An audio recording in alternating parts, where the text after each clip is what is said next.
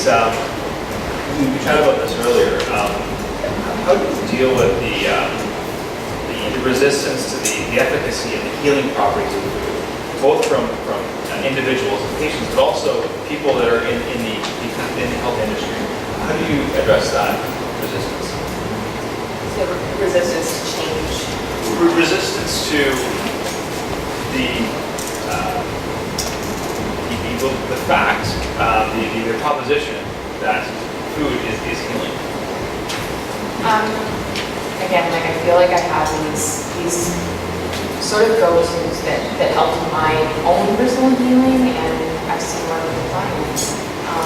And that is that food is information. And if we can start to realize that food is information for our bodies, we might then start to look a little bit differently. It sounds like an easy switch, but it kind of is, right? And then it gets us into that habit, which we talked about a little bit as well.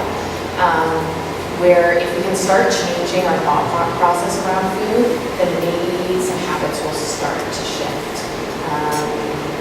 Yeah, does that sort of answer facing that resistance? Sure, and that's really important from the individual's perspective. I think you're getting at how did you eat this?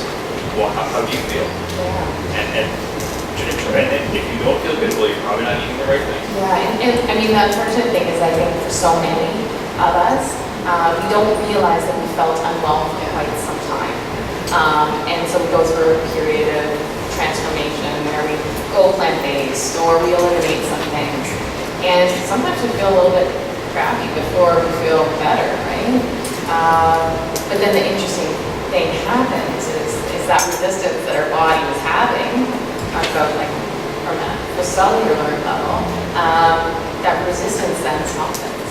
The body maybe trusts you again and says, oh, actually this is what feels good. And then when I had dairy, whoa, actually that felt totally wrong, but I never knew it all. Yeah. And as far as, the resistance towards changing the way we look at food in general, I think so much of it has to do with our stories around food. Sometimes that's emotional, sometimes that's societal. And again, awareness is so much. Right? When we just start questioning it, and questioning each other, and having conversations like this, we can raise our awareness. Yeah. Thank you. And this is a big topic, so I'll invite both Jordan and Nicholas to add their point of view, both from working with an individual, but also from society and people in places of authority that may not agree. With plant-based eating? Yeah, with plant-based eating and the health benefits of eating more plants. I feel that sometimes it is easy and comfortable to continue eating the way we currently eat, and as Kate said earlier, to stay curious and not choose to live a more ignorant lifestyle and be open to trying other things and experimenting to see how you thrive. But I definitely know, my sister and I have both been veg for years, and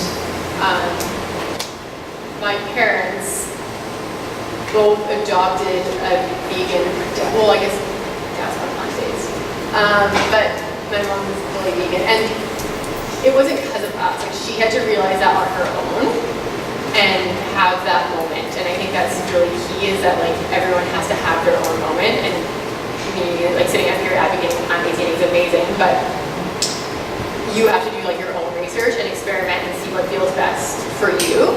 And once you realize it, then you're gonna be gung-ho about it. And for my family, it was that they both got dogs, and they were like, hey, why am I loving this dog so much and taking care of this dog, but then I'm eating pork? It kind of flipped. So that is one thing, the actual experience the person has. And then I would just say, yeah, be open to reading books and learning more and watching documentaries. And then also our body composition. We have very short intestinal, so we don't have short intestinal tracts. Our teeth, we don't have canine teeth. Our bodies, in my opinion, aren't set up for meat consumption. And dairy is meant to take a calf and raise it into a giant cow. We're just So that's really what I would say to like, is personally, I just feel